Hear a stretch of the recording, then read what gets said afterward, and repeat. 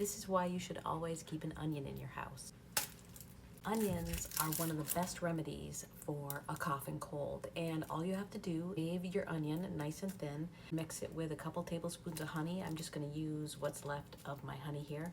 If you don't have any honey, you can make a onion cough syrup with a little bit of raw sugar. Just use a couple tablespoons of raw sugar in the grated onion. You can also use the onion for a tea, chop it up and boil it for like 10 minutes. Or you can use it as onion vapor if you really have clogged sinuses and a lot of congestion. It works great. So yeah, every time you go to the grocery store, make sure that you have an onion to take care of yourself.